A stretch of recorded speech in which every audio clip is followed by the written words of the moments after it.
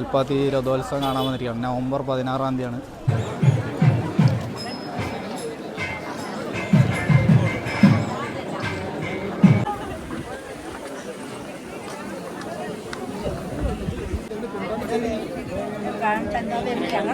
അവിടുന്ന് ഉള്ളിന്ന് വരിക ഞങ്ങളോ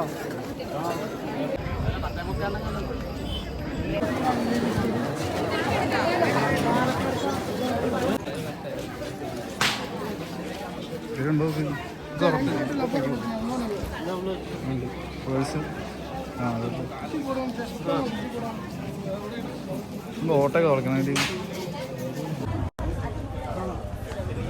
അതേപോലത്തെ ചൈനീസ് ബോളൊക്കെ കൽപ്പാത്തിയിൽ മാത്രമേ കിട്ടുള്ളൂ. ഇപ്പോൾ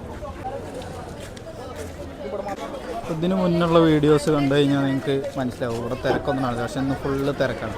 ഒരു ബോട്ട് ഉണ്ട്. അപ്പോൾ ബോട്ട് മേടിക്കുക വിചാരിച്ച് ആളുടെ കടയിൽ നിന്ന് മേടിച്ച് 60 രൂപയാണ് ഒരു ബോട്ടിന്. വെറൈറ്റീസ് കടകളും ഷോപ്പുകളൊക്കെ ഉള്ളത് കൽപ്പാത്തിയിൽ മാത്രമാണ്. ഈ ഒരു രഥോത്സവ ടൈമിൽ മാത്രമേ ഉണ്ടാവുള്ളൂ ഇങ്ങനത്തെ ഷോപ്പൊക്കെ.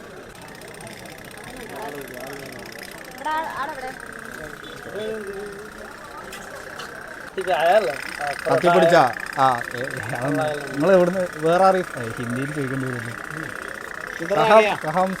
ഉത്തർപ്രദേശ് यूपी गोरखपुर योगी आदित्यनाथ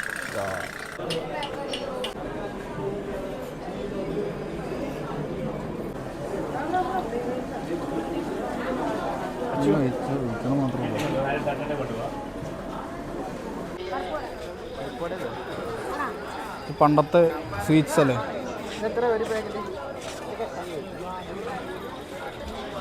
എന്താ വില? എന്താ ഒന്നും വേണ്ട. ഇത് എത്ര എങ്ങനെ? ഇത് വടയാ?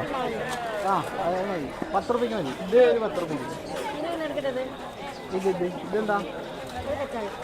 കച്ചായം 20 രൂപയ്ക്ക് മതി.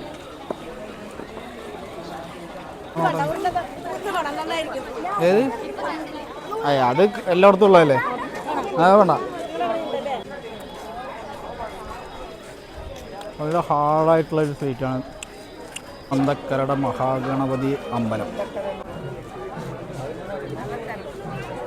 ഇന്ന് കാണുമ്പോൾ സൂം ചെയ്ത് കഴിഞ്ഞാൽ അത്ര ക്ലിയർ ഇല്ല.